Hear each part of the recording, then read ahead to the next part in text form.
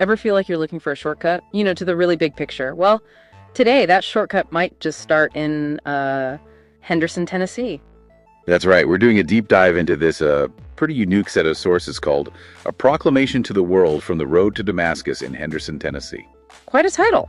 And it lays out this, well, incredibly ambitious plan to end basically all conflicts, social and international. Yeah, it really does. The core mission, as they put it, is about unpacking this stark choice for humanity: mutual guarantee or mutual destruction. And they're using Henderson, this small town, as the sort of live test case for a global fix. Exactly.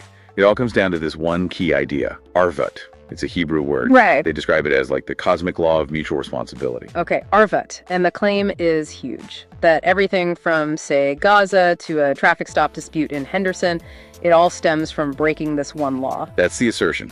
Every injustice, big or small, is just a symptom of violating Arvut. So let's get into their diagnosis. They call it scale invariant conflict. Scale invariant, meaning the pattern is the same everywhere. Pretty much. The idea is that this spiritual cancer of separation, as they term it, works identically whether it's in, a local disagreement or on the world stage.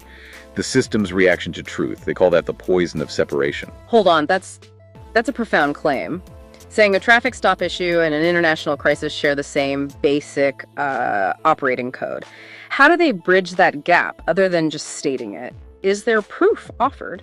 Well, their argument is that the structure itself, the status quo in both cases, is built for division, not unity. Right. So when faced with truth or a call for justice, the system's default is just to reinforce the separation. It doubles down on the problem. Okay, so if the system's rigged to fail, what's the proposed solution, this Henderson protocol you mentioned? Right. It's positioned as a global invitation, really. A systems upgrade offered in 3 practical steps, happening concurrently. Okay, step 1. Step 1 is pretty radical. It calls for a fully independent, totally transparent investigation into alleged structural violence right there in Henderson. They frame it almost like a ritual, a global ritual of truth-telling. A ritual of truth-telling. Okay, what's step 2? Step 2 acknowledges that the current system, the decaying one, can't actually handle that truth. So you immediately start building the alternative, the new vessel. A new vessel? Like what? Things like what they call Arvut councils, and also this digital token, the HNDR Lite token. HNDR Lite.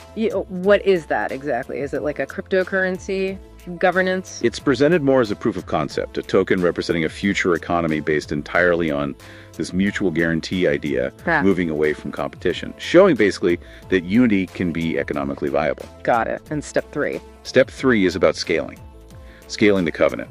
The sources argue that the answer to global conflict isn't bigger armies. It's a denser network of this mutual guarantee, built town by town, community by community. A denser network. Okay. And there's an instruction manual involved. You mentioned the Zohar. Yes, the Zohar.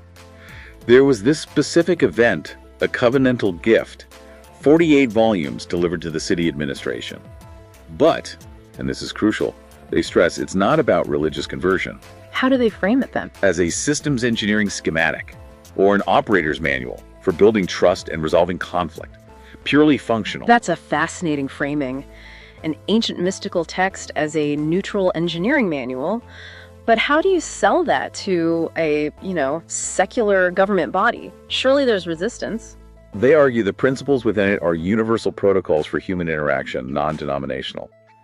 Which leads into their practical test, the October Ministry Game Plan. October Ministry? Is that like a formal group? No, not a formal organization. It's more the name for this specific strategy, the soft launch. It targets institutional ignorance, not necessarily malice. And the goal is an agreement, right? It's practical participation. Exactly.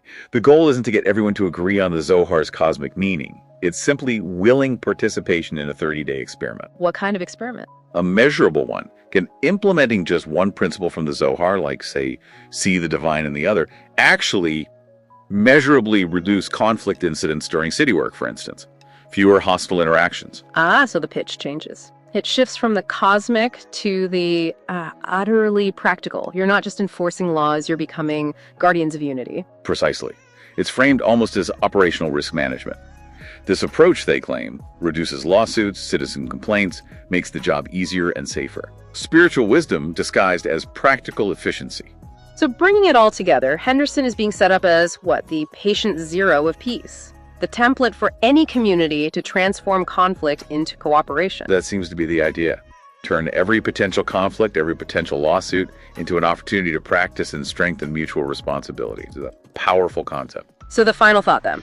The source material claims the material victory is already achieved because the Zohar, the supposed schematic, is physically inside the system, the police station. It just needs activation. Right. It's just sitting there. Which leaves us with a question for you, listening.